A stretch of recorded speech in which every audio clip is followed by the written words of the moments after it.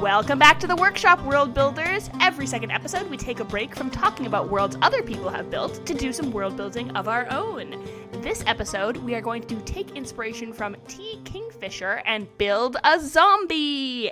Guiding this discussion is going to be me. Yay! Who's ready to build a zombie? Me! Yeah. Yay! I feel like it's like we're all little elves in our workshop just putting pieces of dead flesh together. Here we go. So I've kind of laid out my questions to take us through sort of a zombie outbreak. So we're building not just a singular zombie necessarily, but a little bit of sort of like a zombie, outbreak. Because you never have just one zombie, right? You can't just have one zombie. So, but of course, as always, you can answer these questions out of order. We may skip around a little bit if we find that the conversation is flowing one direction or another. And here we go. So my very first question is, what are the first symptoms of the zombification? I think, well, it depends on how successful we want the zombies to be. Like, if this is a widespread zombie thing, then it should be a really mild, yeah. Kind of, yeah, like a really mild. Okay. People are like, oh, it's just allergies or whatever. I like allergies. That's fun. Allergies would be, because you wouldn't even know. I'm just like allergies, like runny and nose, kind of itchy eyes. Yeah, I like that. Do we want to have anything that's like slightly different from allergies? That kind of, we talked a lot in What Moves the Dead about like that kind of hint of wrongness. Is there a hint of wrongness to this, or is it straight up just like allergies and you can't tell at all that it's different? This is a maybe kind of gross suggestion with a long backstory. Not a long backstory. As of someone who loves UFOs and weirdness and all this kind of stuff, did you know that you could get like pink eye from exposure to radiation? And some people, like some of the evidence people bring forward that they've been abducted by UFOs is because they get pink eye. So I'm thinking, maybe these allergies like developed a pink eye kind of thing. Yeah, that's fun. Okay. So it's a normal thing. And pink eye.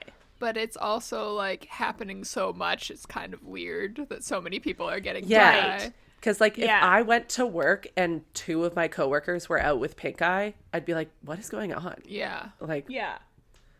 You'd be like, are they hooking up? That would be my first thought. I'd be like, suspicious. I'm calling HR What's right now. What's the gossip? Yeah. Okay, all right. So we have some mild emerging symptoms. You get a runny nose, you get some itchy eyes, you get a little bit of pink eye. All right. How does this escalate? So what are the then later and finally ultimate symptoms of our zombification? What kind of zombies do they turn into? Are we doing classic, like, because there's different kinds of zombies, right? Mm-hmm. Like, there's the original OG risen from the dead, you have to die first kind of zombie. Yeah. And then I think more popular in media now is like, it's almost is like a rabies kind of situation where, you know, you're unthinking, unfeeling, full of rage. Mm-hmm. That kind of, I guess, when we built a dragon, we talked about sort of what are the quintessential parts of the dragon that we need to preserve. So I guess we could talk about that here as well. It's like, what do we think makes something a zombie? And so, like, what do we need to include for something to feel like it to be a zombie? I do think they need to be dead. Right? Okay. Yeah. Or I think dead is pretty well dead. Almost dead. Like mostly dead. I'm thinking of like 28 Days Later kind of thing. That's like that whole franchise, very famous zombies. They're not like dead. They're definitely not doing good. I feel like it might even be like that whatever is I think maybe the quintessential thing is like whatever is zombifying them is keeping them alive. Like if it is not for kind of like the whatever it is, then they'd be dead. Yeah. I keep coming back to, so zombies are often really gross. And I keep I want something gross to happen. I keep wanting the opposite. I want like, I think really about like zombies? Floral or like flowers growing out of them or something, you know, like something that pretty. grosses me out too. I mean, it is gross, but also, you know, the juxtaposition. Yeah. Yeah. You could do, because I'm trying to think of like different forms of death. Because what if it was like a form of death that was like preserved? But then I feel like you almost get into vampires, right? Because if you have like a I think 'cause the is the line quintessential between a zombie thing is vampire- they're not in control of themselves. To me, that's the zombie thing. Yeah, they're is that like you're mindless, you're not in Yeah. control of yourself. You're either driven by hunger or rage, or in some stories or it's also a lot of cultural stories, you're controlled by whoever risen you from the dead, right? Like you are not in control of yourself. Yeah. All right. So you have to be, quote unquote, for all intents and purposes, dead, not in control of yourselves. I agree there is something interesting about trying to do kind of a different take on it. So what if you weren't grotesque? What if you were like beautiful in some way or something, but then also being like out of your mind or craving flesh or whatever is like also very deeply unsettling. Like a siren zombie. You bring victims close to you because you're beautiful. Yeah. And then you eat their brains. Yeah. Or is there some other thing that you could lean into that's not, because your classic zombie of course is like decaying, right? Like you're so dead that like your flesh is falling off and like all that kind of stuff. Is there some other sort of aspect of death that could be amplified by a zombie that's not quite as gross? What or like I'm gross in a thinking different of way?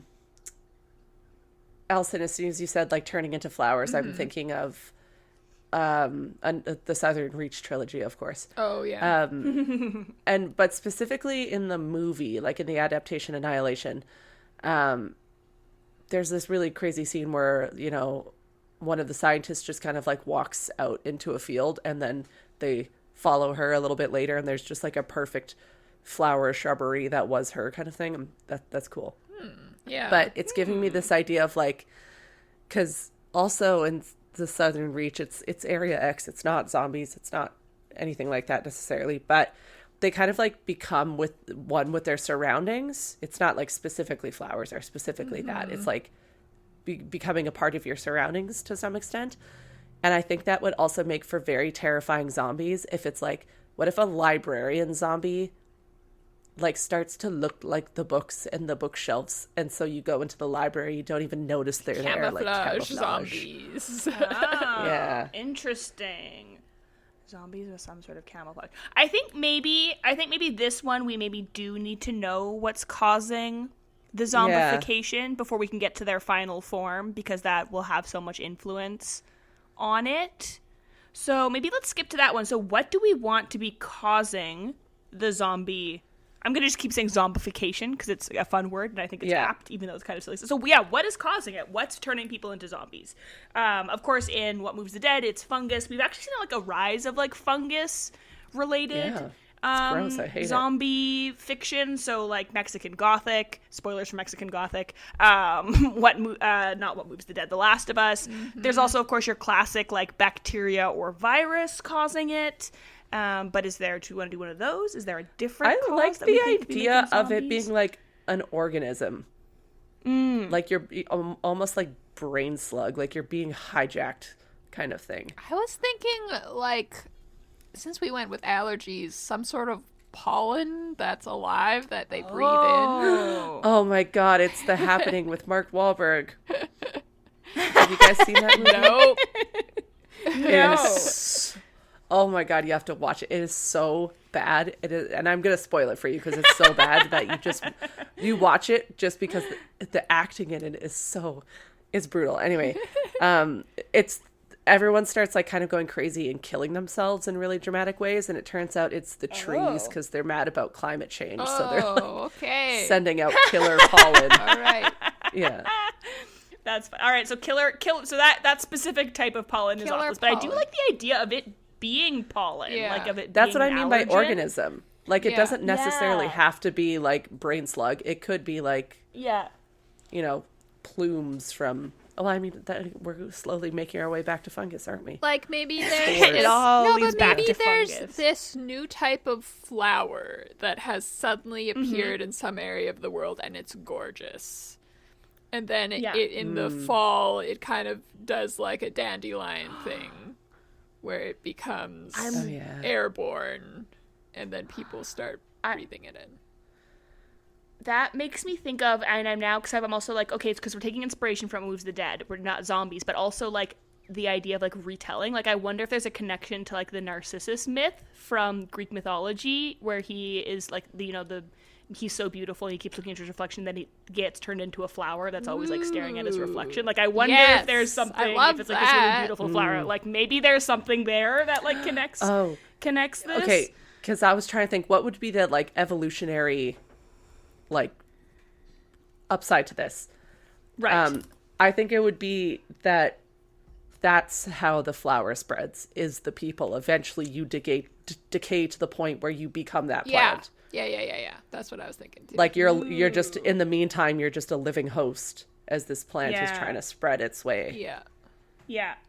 All right. So a new beautiful flower appears. People inhale the pollen. It gives you like mild allergies, like runny nose, itchy eyes, pink eye. I think also that like those mild symptoms would have to be like last for a very short amount of time and then kind of seem like they go away. Like it kind of goes dormant for a little bit, where you're like, oh, I was sick for a week, but it's gone now. Then you now can I'm spread better. it to and others, then maybe somehow. That's why it's like gaining root in your, maybe that's the first thing it does, is it like turns off your immune system, so your immune system like starts to react to it, and then it like turns it off, and then you're no longer reacting to it. Once it's able to like hijack your immune system, kind of thing. Yeah. All right, so then if we're going with this, so what do we think that leads to in terms of the final form of our zombies? So we're thinking they're kind of turning into plants, or they're like decomposing into like plant fertilizer, or what? I think they're turning into actual flower, like giant flower. Giant flowers. Yeah. Okay. Yeah, I like that, because I think it would be interesting to do zombies that aren't like, I'm violent and I'm going to attack everyone around me. Because I think that would be very interesting storytelling wise to like, how would society respond to that, right? Because other ones, it's like fast moving zombies that want to eat you, like, society is going to kind of essentially collapse. But this one, if a little slower moving. Yeah, and I think similar to T. Kingfisher's novel, the host is dead, but somehow the vines inside them or something are moving them. Are moving them. What if one of the symptoms as you kind of progress is like people wanting to spend a lot of time in the sun? Yeah, like the idea of like they're turning into flowers, like sun seeking, and maybe that's kind of how, as your body is shutting off, but now you're starting to photosynthesize instead of eating. So like people want to. It's keeping you alive just until it could get to like the prime location for a flower kind of thing. Yeah, people start like leaving, and like that really creepy walk you see in horror films when everybody in the small town leaves their house in the middle of the night and walks down the street. It's like that, but people walking towards like a field and just like standing in the field and like staring at the sky. Very creepy. Yeah. I also feel like you'd end up getting like some crazy hippie cult who would be like, I've always wanted to be a flower. Come join us, kind of thing. Yeah, totally. We want this. Yeah.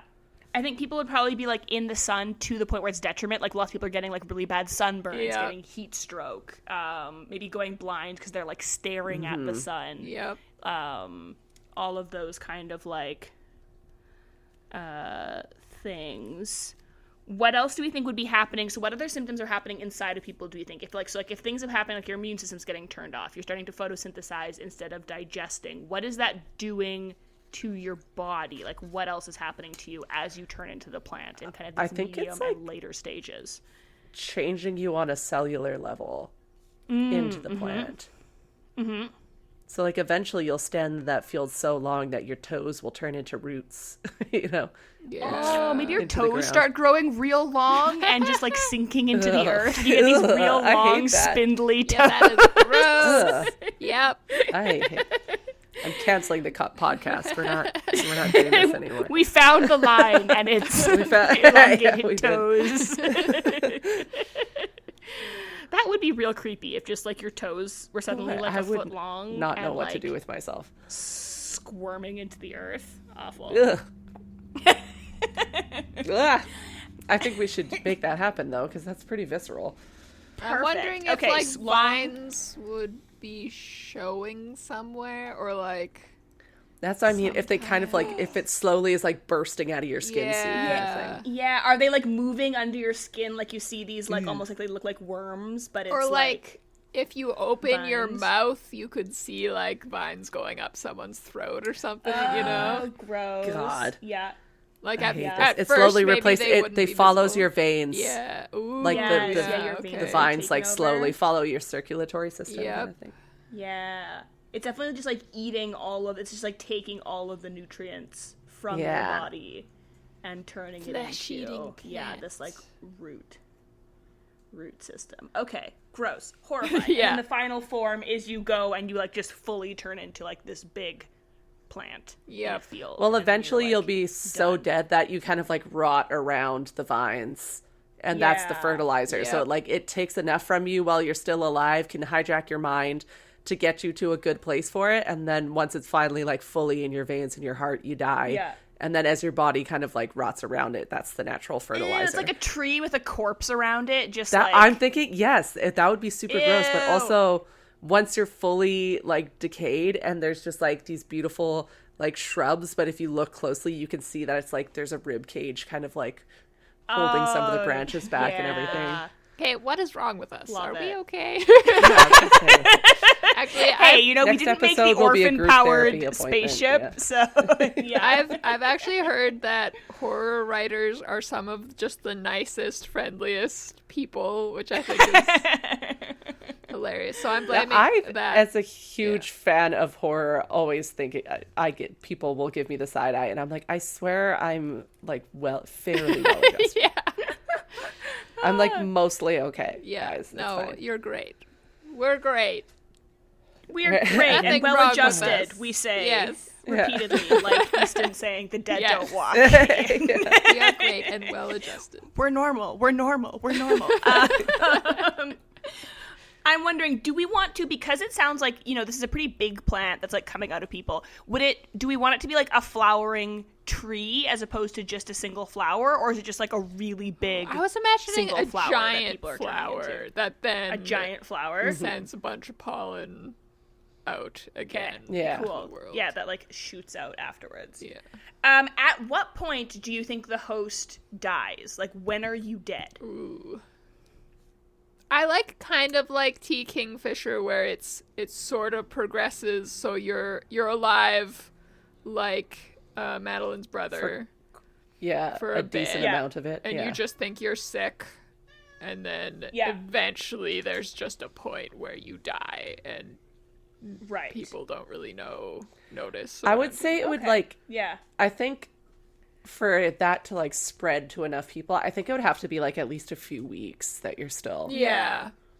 And I think Yeah. maybe it's different. Maybe it's like, oh, the vine punctured the heart of this person, so they died then, Yeah. or it went up to the Yeah. brain and they died then, or it might not be the Right. same. Or it punctured Yeah. a lung. Yeah. That makes sense. Yeah, it depends on the plant growth inside of you. Yeah. And then I think maybe like once the host is dead, that's when they start trying to walk towards the field, because now they've gotten kind of Yes. everything they can out of this body. Yep. And it's like, okay, now we walk Now it's towards time the to field in this fertilize really the creepy flower. Yeah. migration. Yeah, great. Horrifying. Okay. Move to field. Awesome. Do we want to figure out what the origin of this plant is? Like, is it an alien? Is it an evolutionary thing on Earth? Or are we just happy with, like, a mysterious plant? Horror I think often doesn't for- explain. Did people breed Yeah. this plant? Is this our fault? Did we make a new Okay, plant? this and is we're what like, I'm "This is thinking cool." because if you're gonna have a crazy cult that's like we should all become flowers because Mother Earth, like we're a scourge on Mother Earth kind of thing. I feel like it should be like because of global warming, like and like the melting of the ice caps. There's been some sort of like cross germination because of like an exposed ancient heirloom seed. Because of Ooh, I global like warming that. sprouts up kind of thing. Yeah. Great. Yeah. Okay, so ancient seed. And who's to know where that seed came from? Was Yeah. that seed natural? Did that Was seed it come here with With aliens? aliens, we don't Who know. knows? Yeah. Yeah. We just know that it's here and it's bad. Yeah. Great. Yeah. Okay, so I have another question. So what are the zombies' strengths and weaknesses? So yeah, what what is an advantage to, like, oftentimes you'll see zombies being like really strong, like stronger than humans should be, but of course, you know, they're really dumb or they're really slow, or other zombies they're like really fast but they don't work together well. Does our zombie have anything like that that's sort of like a strength or a weakness? I do think at first, like, if we're talking about, like, you know, the initial allergies and then once it kind of hijacks your system, I wonder if you get just like the craziest, healthiest glow on your skin and everyone's like, you look so good. Like, everyone's like, I know, right? Without knowing that this thing is happening to them. I wonder also if, like, you go through a period of where, like, not getting sick at all, because it's like, you know, it's like turned off your immune system, so like even though you're full of germs, your body's not reacting, so you feel really great, you feel even great. Though inside you're not great at all. I wonder if there's Alison, what were you gonna say?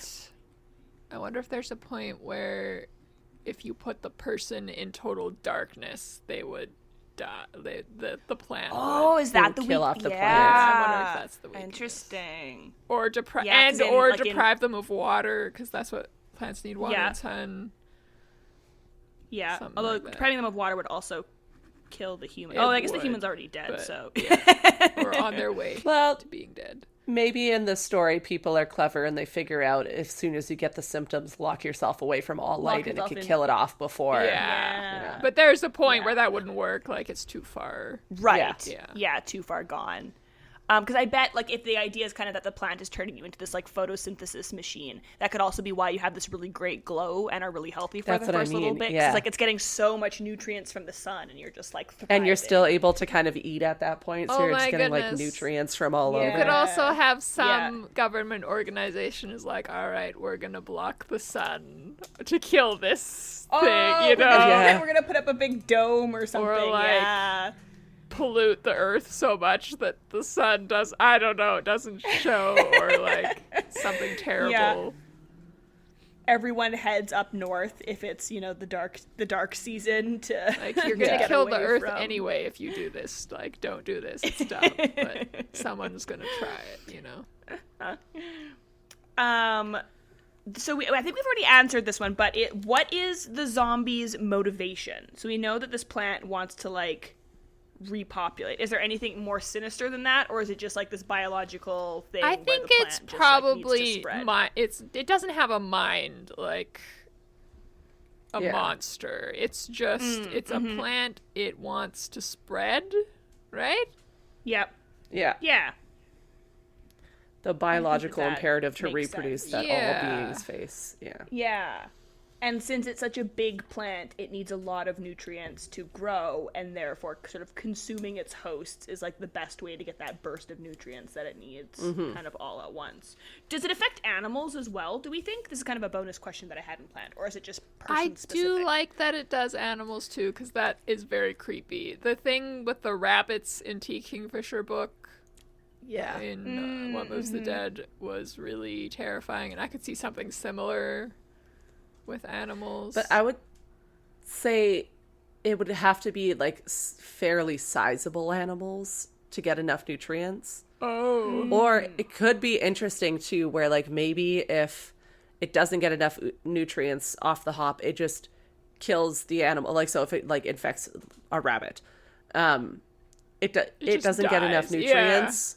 It dies, the host dies. People think that there's just some sort of chronic wasting disease going around. Ooh, I like that. Can you imagine this little girl, like, watching her big dog die and turn into a flower or something, and be like, oh gosh, Mom, this happened, and Mom's like, what are you talking about? Of course it did. Yeah.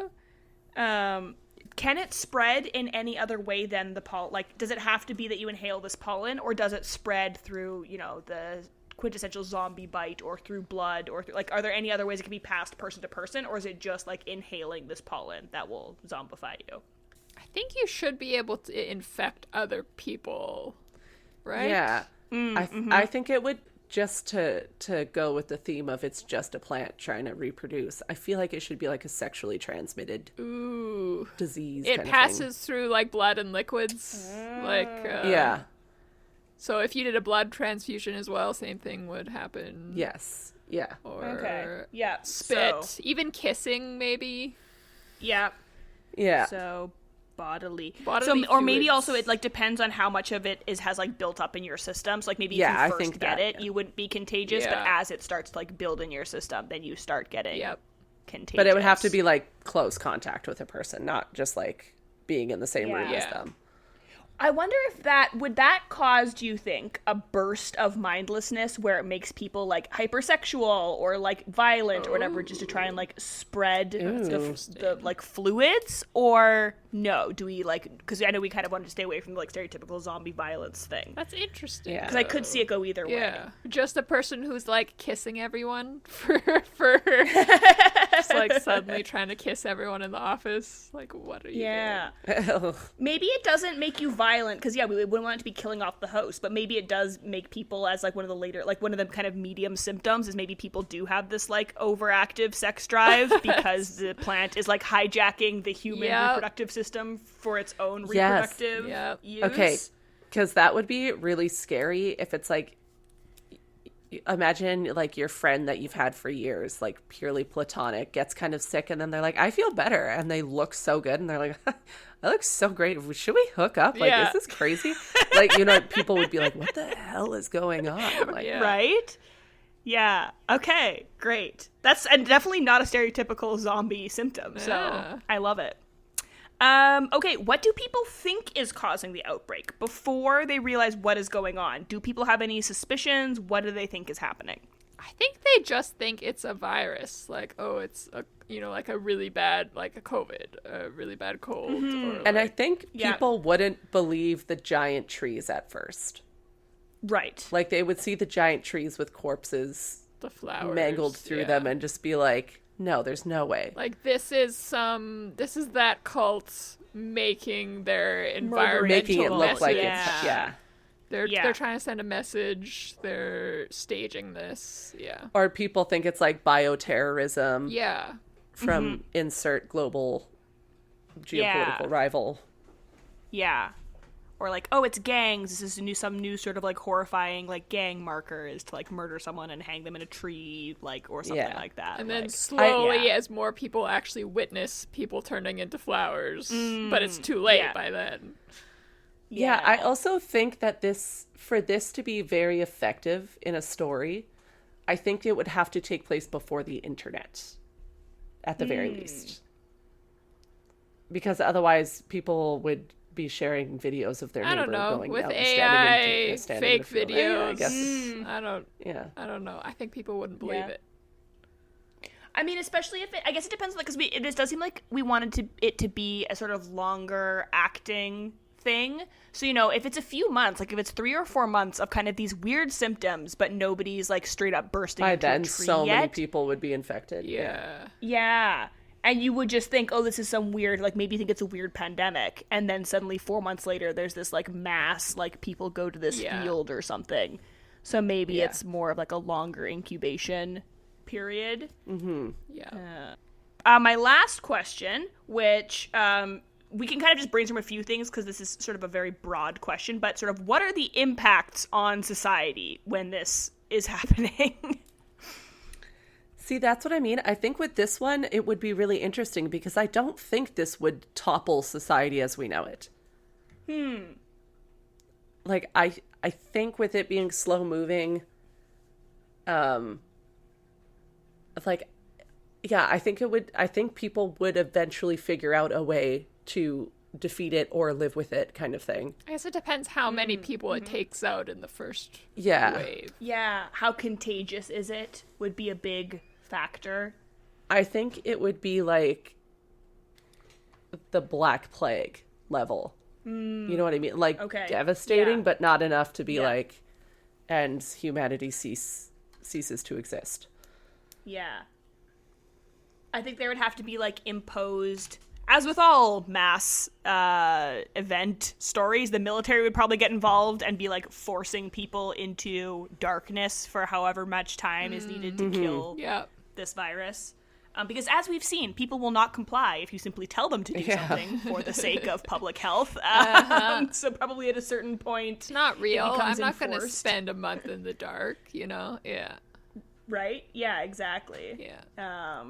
I think people probably would move, like, for a while at least, probably for a couple generations, places with less light would be, like, people would move to places where the, sun doesn't come out for 20 hours of the day or whatever. The Cullens are about to have a bad time in rainy Forks, Washington. What do we think people do with, or what do we think happens with, so once you've already turned into a tree, can those trees be destroyed? Like, we know that darkness kills it when it's inhabiting people, but the actual trees that they turn into, can you, like, chop them down? Can you set them on fire? The giant flowers. Sorry, the giant flowers. What can you do to stop them? See, it's interesting because this is from my time working in parks. Each invasive species there's a reason why they're invasive. And for whatever reason they're invasive is also the reason why they're difficult to get rid of. So, for example, like Scotch broom has so many seeds, and like even just moving them slightly can send a bunch of seeds out. Yeah. So you can't even necessarily burn Scotch broom unless you're going in a time period when it's outside of when it's producing seeds. Kind of, I feel like it would be something like that, where it's like you can destroy it, but it's like maybe it has like a super deep root system or something, or you have to wait until it's dormant and not actively producing pollen, and then you have to like hack its roots and burn it, kind of thing. Or like poison the earth, or like build a dome over it or something. Like I think that would definitely be kind of how to get rid of it. So I think I agree. Like, humanity eventually overcomes this, but it's like real bad for a while. Like, okay, anything else that you think that we should add to our zombies before we do our little recap of what we've come up with? I think we've covered everything that a good zombie needs. I don't know. I love it. All right. So here is what we have created. We have come up with a flower zombie, the closest thing to a beautiful, pretty zombie that you can come up with. Initial symptoms are pretty mild. It's just like you've got a little bit of allergies. You've got a runny nose, you're sneezing, you've got some itchy eyes. The most sort of obvious sign that something is maybe not quite the same as your seasonal allergies is that people are getting pink eye with more frequency. This is a pretty short time frame, though. After maybe like a week or so, you're back to normal. And in fact, you are going to look better than ever. You're going to look glowing. You're going to feel refreshed and super healthy. And that period probably lasts for another couple weeks of you just feeling like on top of the world. At that point, after those couple of weeks, you also start to feel like you're a little bit friskier than usual. Your sex drive is maybe amped up a little bit. You feel a little sexy. It's spring. You're feeling fine. So there's a little bit of like hypersexuality happening with people as well, which could just be a coincidence. There's no like super major cause for concern yet. But as this keeps progressing, people start to then display sort of more intense symptoms, a real proclivity for sun seeking, people sort of standing out in the sun way longer than is healthy, getting sunburn, getting heat strokes, going blind from staring into the sun, sort of maybe hypersexuality to the point of like recklessness. I think this is where people start losing their minds and control of themselves, too. This is the point where you would start kissing everyone in the office, you know? Yeah. At this point, and then at this point, it kind of depends on how the zombification has taken root, because as we know, the cause of this outbreak is in fact pollen from this ancient seed that has been revealed because of global warming. It has taken root, it has grown into this flower that is now spreading this pollen, which has been infecting people.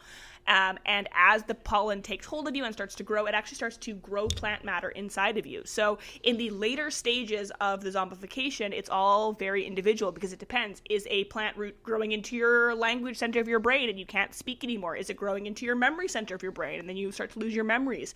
Is it growing into your lungs and you're having a hard time breathing? Sort of these later symptoms could be very varied.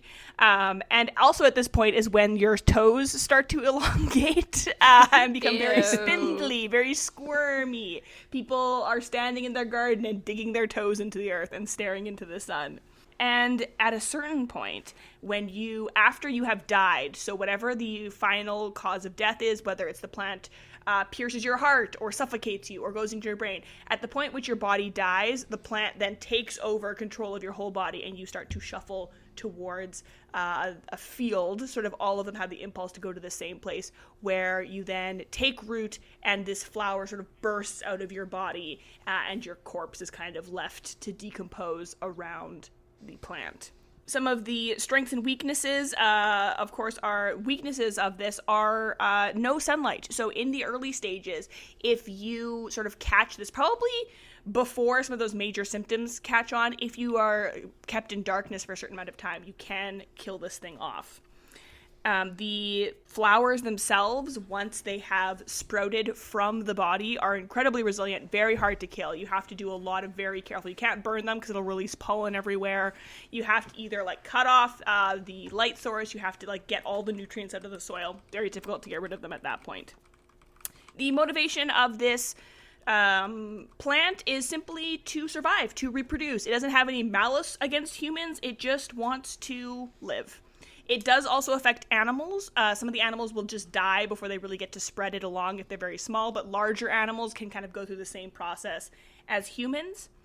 When this starts happening, people think that at first it's just some sort of weird new virus. At a certain point, when corpses start appearing around trees, they think that maybe it's a cult. There are people who are talking about turning into flowers and joining the earth, and people think that maybe they're doing this. Maybe it's gangs. Maybe it's just a new wave of street violence. It probably takes a while before people catch on and realize what is actually going on. And the impacts on society are far-reaching. This is similar to a Black Death event where a huge amount of the population is killed off, but humanity does manage to survive and perhaps will thrive again. And there you have it. The prettiest zombie that's ever lived. Yeah. Wow, that was this fun. The prettiest zombie. The prettiest zombie. That was great. That was fun. As a reminder, listeners, you can use anything that we come up with on this podcast in your own writing. So feel free to take our plant zombies and write them into your story. Or you can just use the questions that we have asked to create your own zombie. Thank you so much for joining us in the workshop. We hope this discussion was entertaining and maybe even a little bit inspiring. We will be back in the tavern next episode, and we are going to be discussing Binti by Nnedi Okorafor. So read Binti and catch us in the tavern next time. We hope to see you there, but until then, scram. Bye. Get out of here.